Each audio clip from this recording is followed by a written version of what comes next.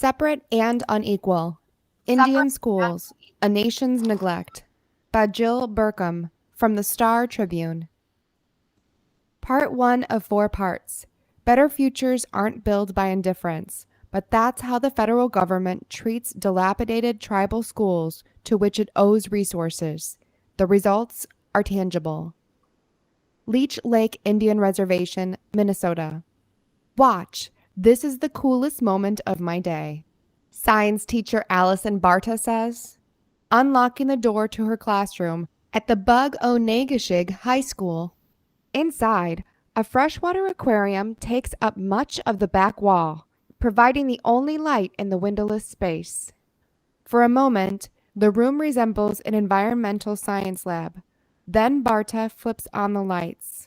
This is what years of federal neglect look like at schools such as Bug-O-Nagashig, part of the 183 School Federal Bureau of Indian Education System, BIE.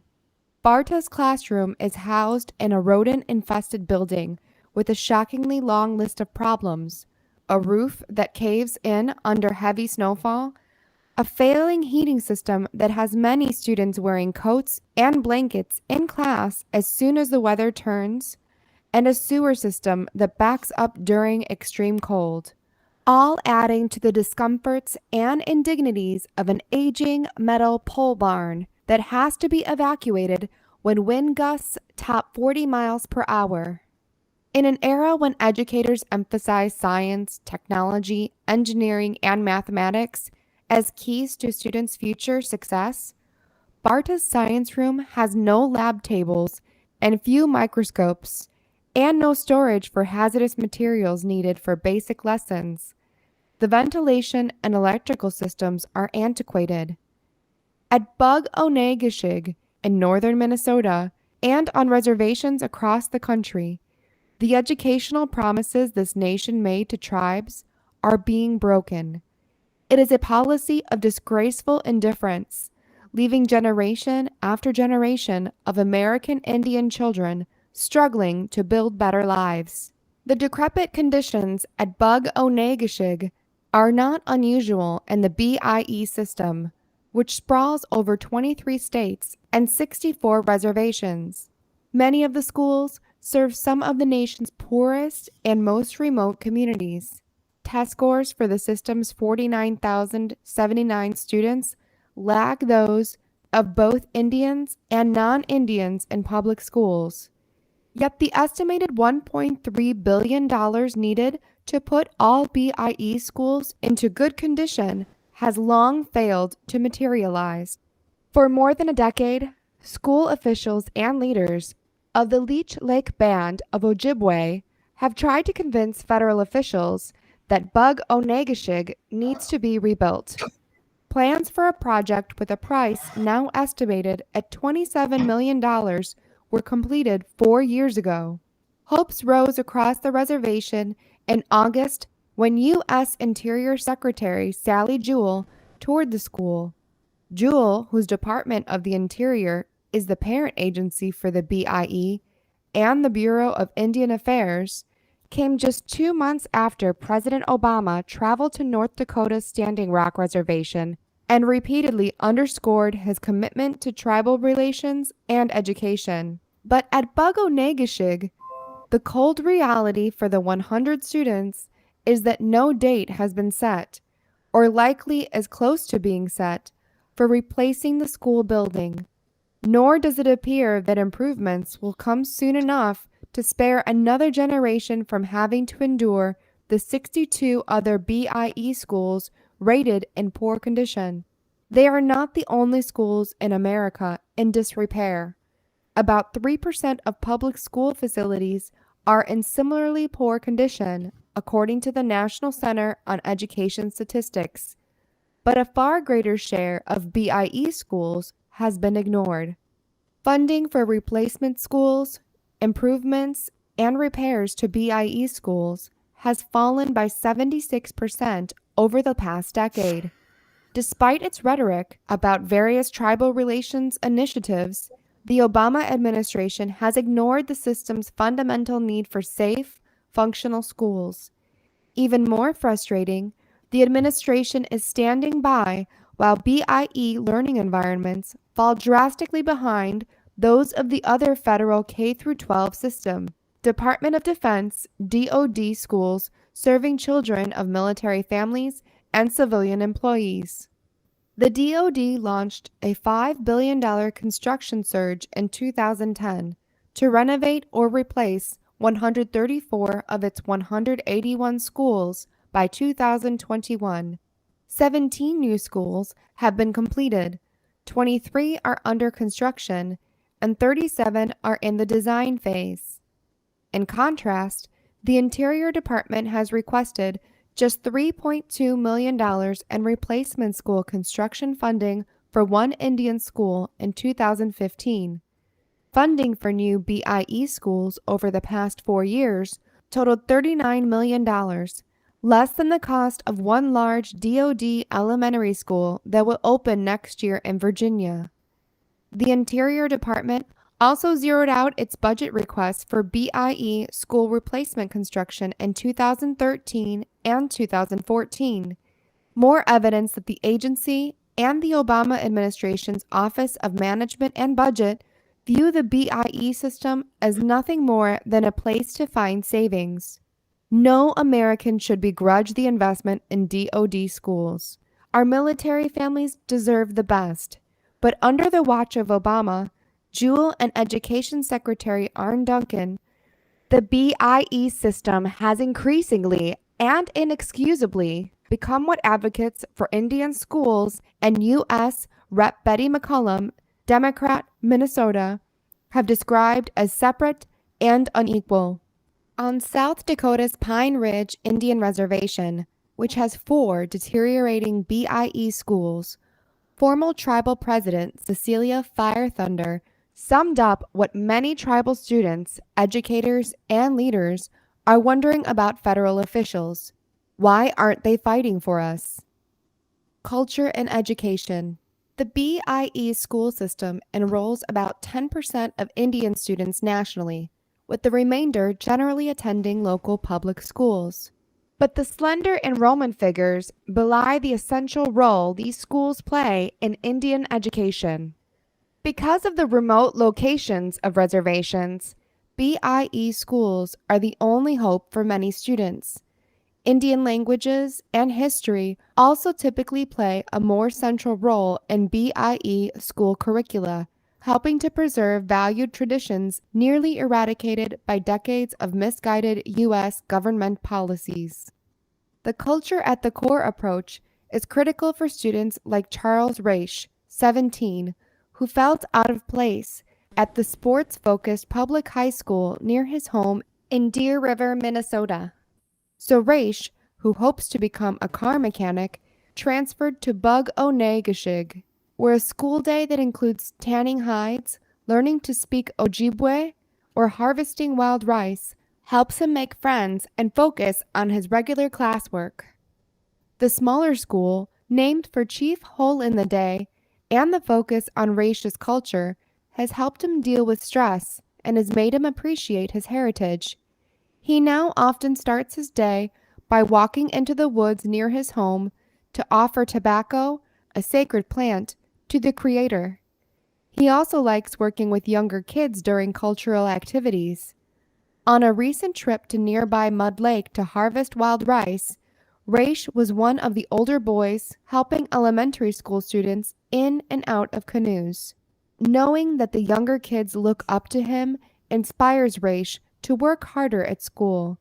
At what is affectionately known as the Bug School, he said, "I feel better and more positive overall." Indian leaders believe a culture-rich education can help combat social ills plaguing their communities, such as high rates of drug and alcohol use, crime, and suicide. By going back to our ceremonies and sweat and purification lodges and moving back to the reservation, many people are finding balance again.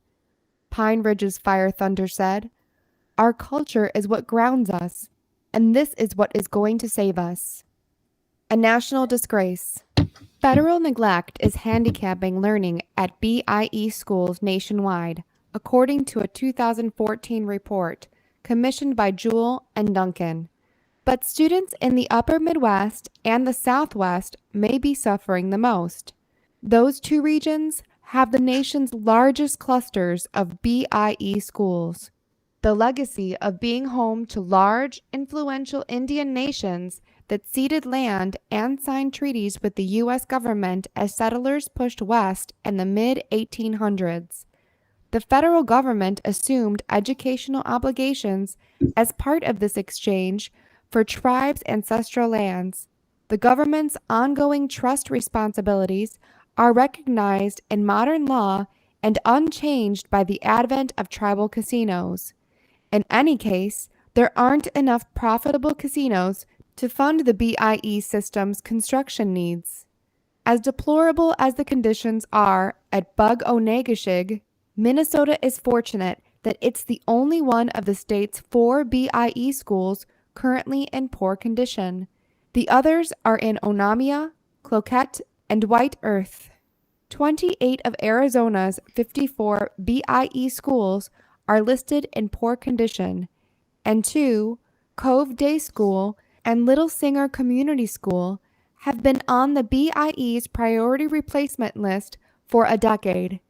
BIE officials who oversee the Arizona schools say there's little they can do. They keep telling us that Congress doesn't have the money, said Deborah Ballone, who oversees Cove as well as Red Rock Day School, another school in such disrepair that it needs replacement.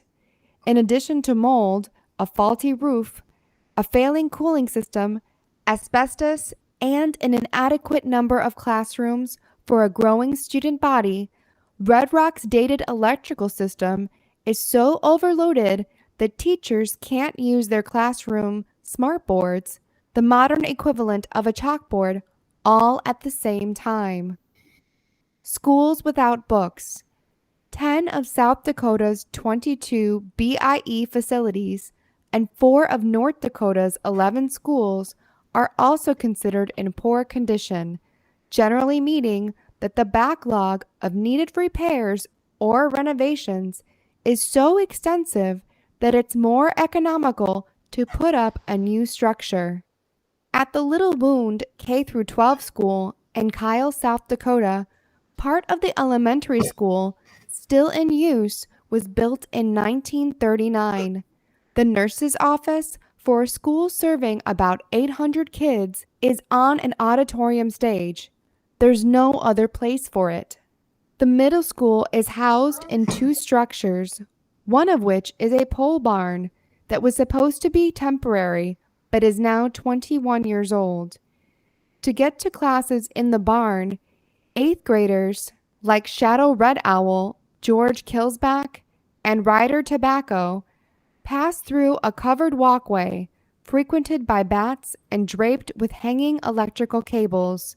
School officials aren't sure if a nearby portable classroom, which has boarded-up windows, a rotted foundation, and an obscenity spray-painted on it, has been condemned yet. But elementary principal Artis Ironcloud doesn't dream of a fancy new facility or high-tech computer labs. She simply wants her students to have access to books. If you want to raise reading scores, Ironcloud said, you have to have a library. Blaming Congress. Asked how the inaction on BIE school construction squares with the Obama administration's commitment to Indian education, Interior Secretary Jewell blamed Congress. I will not promise what I cannot deliver, and tribal leaders and educators have heard me say this because I've had conversations with them about the budget atmosphere in which we work in Washington, D.C., Jewell said. We have a huge problem on our hands, a problem that is not easily solved. But I want to do what I can administratively, and that means I will continue working with my colleagues in the cabinet and working with leaders and tribes to see what we can do with the hand that we're dealt right now, to begin to make a real difference for Indian children. Jewel's frustration with Congress is fair. Interior belongs to the part of the federal budget hit hard by automatic spending reductions made as part of Washington's 2011 debt ceiling deal. In 2013, these cuts to BIE totaled $58 million. Congress funded BIE school replacement construction at more robust levels during the administration of former President George W. Bush, hitting a high watermark of $140 million in 2004. Minnesota's Democratic U.S. Senator Al Franken, who has held field hearings on BIE schools' plight, has publicly urged Jewel to ask for additional funding in fiscal 2016, the budgetary details of which are being worked out right now and are not yet public. Senator John Tester, Democrat Montana, chairman of the U.S. Senate Committee on Native Affairs, has held hearings on deteriorating schools. That Jewel hasn't been before the committee in 18 months, while her agency is tardy in replies to inquiries from members, has been noticed. Tester's message to Jewel couldn't be clearer. Get going and give us a plan. The BIE must work with tribes to develop a comprehensive long-term plan to address the education needs of Native students. The infrastructure needs at BIE schools are incredibly serious, and it is critical that the BIE's next budget proposal include a plan to address the dismal state of so many BIE schools across Indian country, he said. A better future. Even with a plan, getting funding approved is a daunting challenge, which is why Jewel needs to personally sell it once it's developed. She'll need help from Education Secretary Duncan, whose agency is larger and more influential. The two also need to forcefully advocate for other funding solutions, including one devised by a Minneapolis banker that has already been partly passed by Congress. It would allow tribes to tap into private financing to replace school buildings. If Duncan is serious about addressing educational disparities, which has been a focus of his, he can't be absent without leave on the buildings in which some of the nation's most disadvantaged students are trying to learn. It isn't just Indian nations that have placed their trust in Jewel's agency. States that are home to large Indian populations, like Minnesota, with its 7 reservations and 4 Indian communities, are depending on BIE schools to educate a new generation of citizens and workers with skills critical for the future. Kids shivering in thin-walled classrooms or studying under leaky roofs year after year aren't getting the education they need or deserve. With the larger community's visible neglect all around them, they receive the wrong message about the value of education. During his June visit to North Dakota, Obama inspired the crowd when he said, "We can break old cycles. We can give our children a better future. Providing BIE students with adequate schools is the place to start."